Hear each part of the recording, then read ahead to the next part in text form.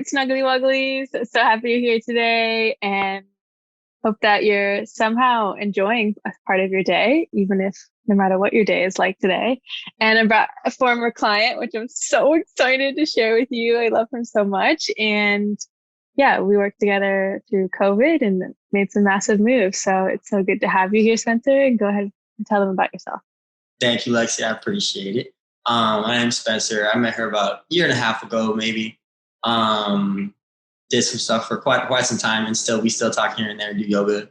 Work in the bar industry, manage as well, and so definitely glad to have for you to have me on here. Where do you live? I live in Phoenix, Arizona. Nice. So the question of the podcast is, what was the last random act of kindness someone did for you? I don't know. When I was a few weeks ago, I was sick at work, and one of my buddies pretty much just took all my shifts and was like, don't even sweat it, like no explanation, like just take some rest, like get better type of thing, which was very nice. I was very fortunate. So I guess that would be a very nice random act of kindness. That's so sweet. Such a good coworker, and it's so important to rest. So I'm proud of you for taking that time. Yes, ma'am. So I'd love for you to share your journey of seeking help and what you originally came to me for help with, and like how you've shifted in this past year and a half. So I originally came to you just because I felt super angry. Always felt angry, just beating myself up. Didn't know kind of how to go about my day-to-day basis without just being miserable, what it seemed like. I've had multiple therapists throughout, like growing up, and it just never worked, especially because it was more or less forced. And then I got put on with you, and it was we set a few different goals. It was anger, relationship with friends and family, and just getting out of comfort zones and doing stuff that definitely scared me, leaning into the uncomfortableness. That was like this. And we just set different milestones and knocked them all down for the most part. The anger part was one of the biggest ones for me, and you made me realize that I wasn't actually angry. I just had a lot of bad stuff that happened in the past that would just trigger and just built up that I never really dealt with. That it was stuff that was like not a normal day-to-day basis life. That it was like, okay, like this definitely turn the screws a little loose. That was the biggest thing, and also my relationship with my mother, learning how to start fresh, pretty much. That took some time. That's still taking lots of time. That's for sure. Let's see what else. My relationship with myself. That's the biggest one, I would say. Learning to be patient. Learning myself as like triggers everything. What's good for me, what's not good for me. People that are good for me, not good for me. Relationships in general, friendships, just anybody you meet. I remember we had like every week I had like talk to like a random person, just a random conversation, start something up. So it scared me shitless. Yeah, get out of your comfort zone, and yeah, because what was your word you used? You're shy, or you just didn't like people? I don't remember what the word you used. I mean, I don't know. I definitely like being by myself. Yeah. The biggest one was the fact that I was scared to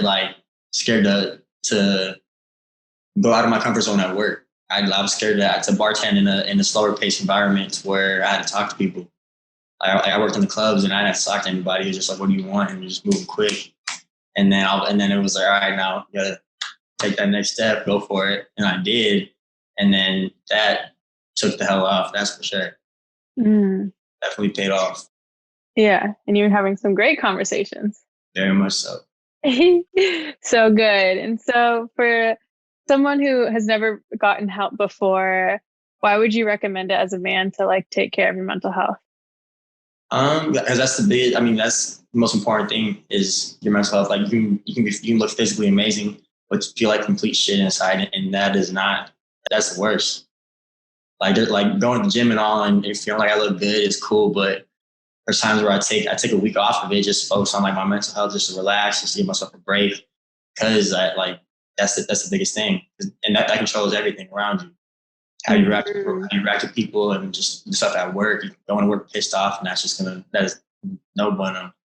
Yeah, that's huge. And I'm glad you said that. Yeah, because you're a good looking man. You go to the gym, like it looks like on the outside that you've got it all together, but you really never know what people is happening internally and what they've been through. And the importance of going in and doing that work is so it's been like huge in my life. And that's why I do this work now. But I think for men, especially because they've been suppressing for so long, that it's even more important for them to rely on that. And especially because a lot of your relationships with other men, you don't have those spaces, which I know you do with because you have some amazing guy friends, but I'm sure not all of your guy friends are like that. It's made me a little more aware and able to get, I guess you could say, some of my friends that to open up a little more, letting them know like, hey, I'm not perfect at all. Like when I disappear for a little while, so actually I'm just chilling doing me. It's usually because I'm depressed as hell and figuring stuff out. Like it's not easy and you're not alone type of thing. That's the biggest thing. Mm. Yeah, and that's so beautiful that you can, it's like, that's another reason I love doing the work is because it's inevitable that you're not going to influence everyone else around you, because now that you have this new light perspective, you can bring that to everyone in your life. And it's just like a domino effect of greatness. Mm-hmm. And I realized that too when like people like talk me up so much and say, oh, you're always so positive, you're always so this. And I'm just like, are you crazy? I'm like, you don't, I guess it's all on the side. You don't see, I can put a smile on my face. And that's probably one of the, I mean, I don't want to say one, like a bad thing, or, I mean, I don't know, it could be positive and negative in both ways. Like you can go to work, to separate stuff. And then people think, oh, everything's all dandy. But in reality, like, sure as hell don't know what's going on in somebody's head or in their personal life. Mm-hmm. I think that's another big thing you worked on too, is becoming more open because you used to be super closed. Your heart was really closed and your throat, like you speaking your voice and your truth was really hard for you. And so what are some changes that you made that makes it easier for you to speak your truth and to stay more open? I mean, we had to do the damn thing. It was just opening your throat chakra, as you would say, and realizing like not speaking your piece is even worse. Not saying what's on your chest, speaking your mind, it ends up taking a toll. And especially like in friendships, relationships with anybody or stuff at work, like it builds up and then it makes stuff worse. And so like even now where I sure as hell, I'm like, all right, that pissed me off. I'm not gonna say anything. Let me see if it happens again. Then boom, oh, happened again. And then I'm like, all right, just said something the last time, like made it clear, like you don't like that or you don't like the way that was said or brought about, stuff like that. So how do you deal with, because before you used to be like way too scared to say anything. And so how have you, like, how do you push through those feelings so that you can actually like, you're that, so you put yourself first, so that you can speak what you need and not just people please and stay quiet. Yeah, I mean, it sure isn't easy. It's more or less like each time that I do it, I realize, okay, this is clearly how it needs to be. Like you need to speak your piece. And kind of, I might definitely give myself a little pep talk, and I say it a million times in my head before I do say it, which is the worst thing because I feel like a broken record. And then all of a sudden it's like, wow, I should have this 10 minutes ago. I already said it a million times. But it's just actually getting it out and then realizing like, all right, like that's definitely what needed to happen. Especially in other circumstances that it's having to respect yourself. That's a boundary being crossed by somebody else. Yes, that's a big one. And how do you feel about setting boundaries now? Because that was something else that you never really had in your life before, and as much as you should have. So how does it feel now to have boundaries? Feels good as hell because it's like I when I make myself clear and I like I'll specifically say like this is a boundary of mine that is to not be crossed. And then when it does, like that's where you go from there. You talk to like, hey, I already told you something I'm not cool with. It affects me. Blase. You go about it, and then you go from there. And the ones that respect you will know that, and they'll go about it in a different way or however it's supposed to be. And the ones that don't, it's just no hard feelings, but it's ain't for me type of thing. And relationship, family, like I'm putting myself first for sure. Like my mental health. That's so important because it's that key remembrance too. You can't change anyone, and you can do the right thing and set the boundaries, and people are still going to disrespect them. That's always going to happen, no matter how clear you are or whatever, how many times you say it. And being able to step away from those relationships that don't honor you and don't respect you, like you said, is really key. And not fearing like the abandonment or letting go. Like we so often want to cling on to relationships, especially like the older friendships we have and even our family. And it's like, just because they have, time or family relationship, that doesn't allow you to be disrespected. Mm-hmm. And if somebody that I feel like I've learned, like if you don't completely cut out of your life, it's just you take them in doses. Like that's just how they are, and you want to still keep them in there. You pop up for a little bit. Second, I can tell this is not okay. It's like, all right, love you, had a good time with you, bye. I mean, it better than completely just nothing. Yes, exactly. Because that's another boundary that you can have, is like, I can only spend an hour with you. Like you don't have to tell them that, but like internally, that, and you can just create an hour time frame. And then it's like, you still get a little bit of time with them, but you know that you can't spend too much time with them, which has been a really big thing for me as well, with my family in particular. Like I know it's a limited time frame for me before I like revert back to my childlike self. It's off and just start snapping or whatever it is. Yes. Yeah. It's so easy to do, especially with people that are so close to us. And with your anger now, so you don't really experience as much anger, right, anymore? 100%. Like what the methods or whatever we did, process the different things that we worked on. There was like a solid like 3-4 months where I went without being angry at all. And then a situation happened where I just like completely flipped, angry as hell, and snapped, and it made me, and I was miserable for the rest of the day. And I was mad at myself for even allowing somebody to bring that out of me, or well, for myself to just to let that out because of somebody else's actions. And then I was miserable the rest of the day, and I was beating myself up about it. And I was like, wow, this really freaking sucks. Like this is not even worth getting angry about. Not at all. It's not. Yeah, it's a horrible feeling. And so, 90% of the time when I'm mad, I start to get mad. I know I need to put myself in a situation. I need to take a breather, not let it keep going. I'll literally stop and be like, I'll be right back. 30 seconds. We'll revisit this. Yeah, that's so great that you can choose to respond instead of react. And because no one, it feels good, no matter, wherever you're at. Anytime you overreact, it does not feel good afterwards. Like it's one of the worst feelings ever. And so being able to pause yourself and remove yourself from the situation is so powerful. And I think something that we all need to practice more, men and women, because in the moment when our emotions start to take over, it's so easy to just want to be like, like, let me project onto you because you made me feel this way and I hate you now, whatever and whatever. But it's so empowering and so kind to like just process it yourself, see what you really need, see what this is really bringing up, because anger is always just like there's something always underneath anger, and it's a deeper rooted thing because it's usually never that person. It's some pain from the past or something that we didn't receive, or something that is sensitive to us. And so it's never that person, but it's an internal thing. And so when you can do that, that's so good. So I'm so proud of you. And yeah, and because anger also makes people feel unsafe when it's expressed onto them. And so now that, I'm sure, helps your relationships as well. 100%. Very much so. Yeah. So good. And so what do you do now to help with like your daily practices or weekly things to help you maintain a positive mindset? That's something that I've been actually like trying to get back on track with, just more of a routine that I'm happy with. My biggest thing is getting up and going to the gym and staying active. That's for sure the biggest thing. Because I do work nights, and so I'm tired as hell half the damn day. So just getting back to just finding a specific routine that makes me happy and I'm content with. That's the biggest thing, is being happy with my routine personally. Because I'm somebody that likes structure. And so when I have good structure and I'm happy with what's going on in my day, on my day-to-day basis, and that's what works for me. Mm-hmm.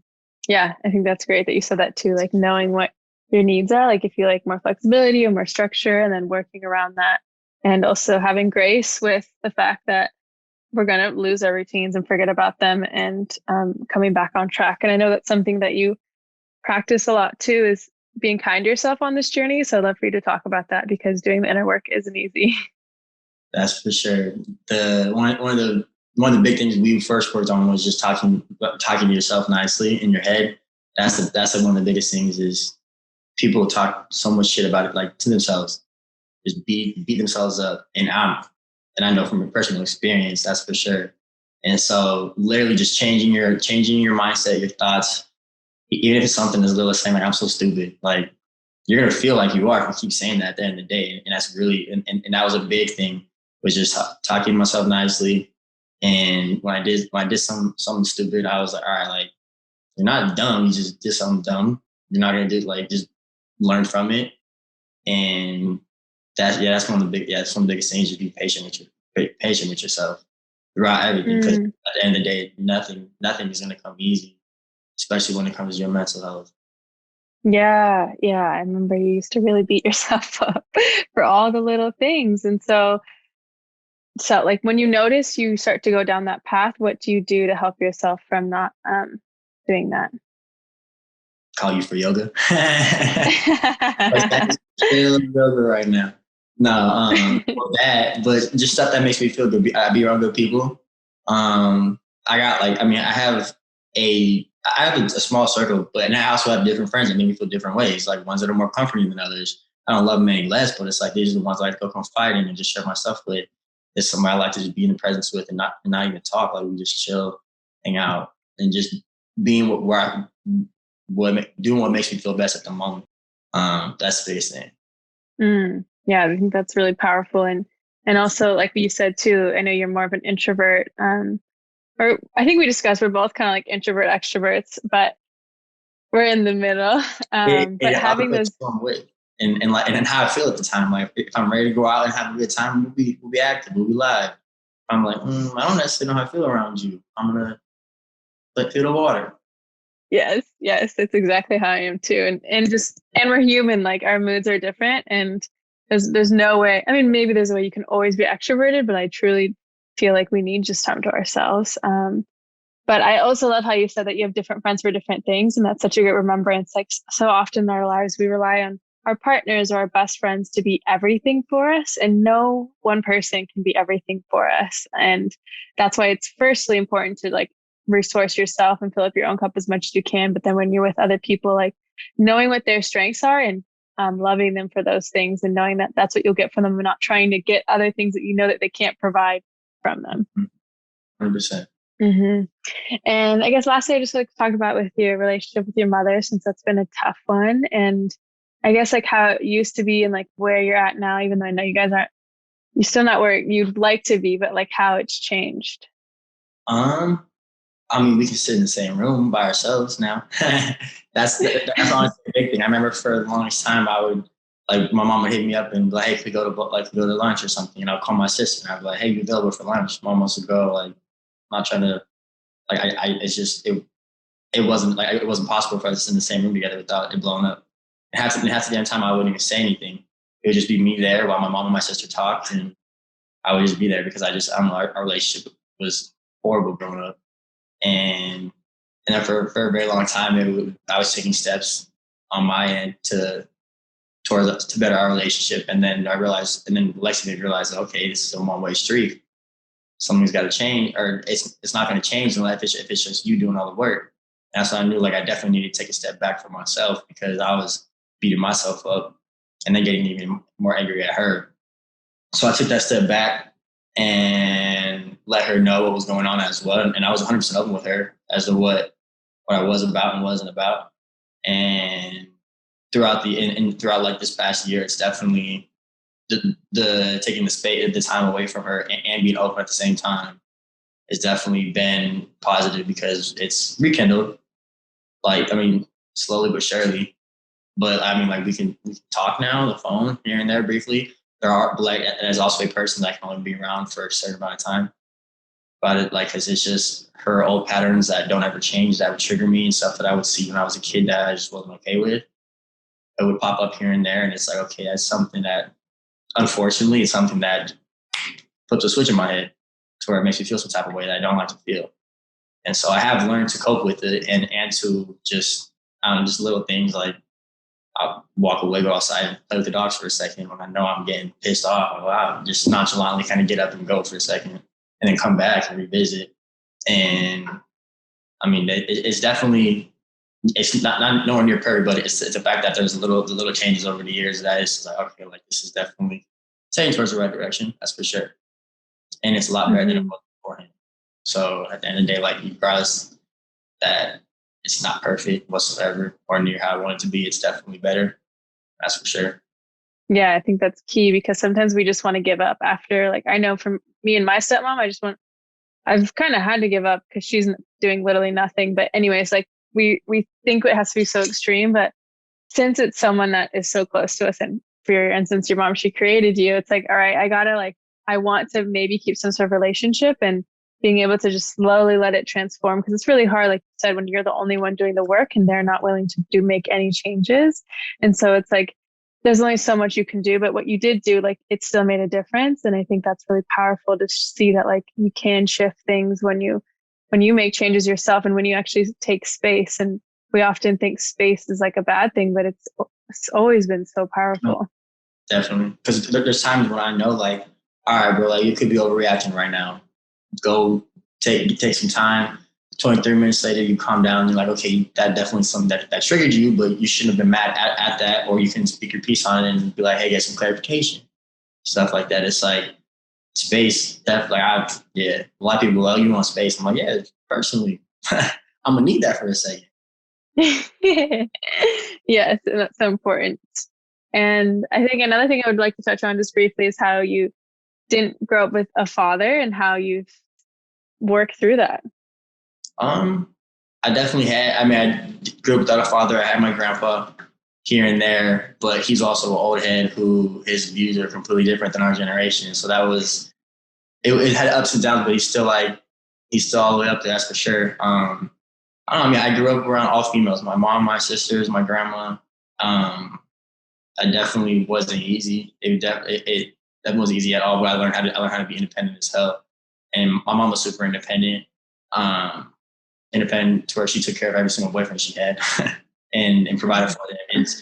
And honestly, each one of the boyfriends she had, where I learned something very valuable from each of them, in very good ways and in very bad ways.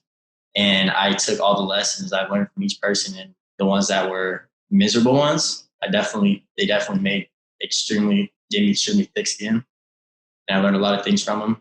And then just the way people's characteristics were from them, I was like, that's definitely that type of man I'm not going to be. I'm definitely not about to treat a woman like that. Like, because the way I would see them talk to her, I was like, yeah, that's disrespectful as hell. Like, made things pop off. And I realized, like, yeah, that's not okay. And so just seeing how negative all her boyfriends treated her, never having a dad, I'm like, that's exactly what I'm not going to be. And with the way she was, some of the stuff she did, I was like, that's definitely not what I'm going to do. And like people say, like you're either product of like what you were raised by, or product of what you're completely opposite. And that's completely opposite. That's for sure. Yeah, I think that's super important as well. It's like we can learn something even if it's hard. It's like you can still take that and be like, okay, I for sure know I'm not going to be that. And although it sucks to go through that, at least like you have that great awareness of like, I never want to make anyone feel that way and treat someone like that. And to actively make sure you don't, even though it's hard when we're surrounded by it, like it can come out at times and you're like, no, that's not me. Uh-huh. So yeah. And that's where you brought just starting to be a lot more aware of everything. It's like within yourself too, knowing, and that's where the biggest thing is the triggers. It's like if you're somebody that is triggered, you need to figure out what the hell those are, and work on those, and obviously yourself with them.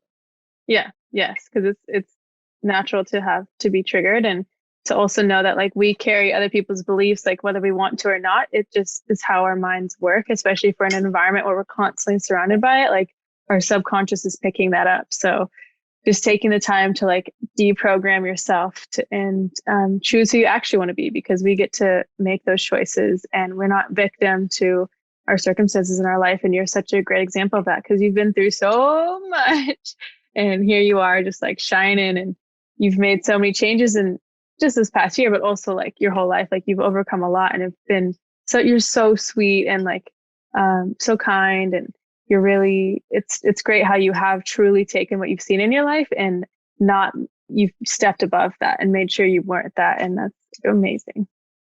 I appreciate that. Yeah. All right. Well, thank you so much for being on this podcast. And if people want to follow you or find you, where can they find you? I'm on Instagram at Spence_letter 2 RAW. Perfect. Thank you. Of course. Thank you, Lexy.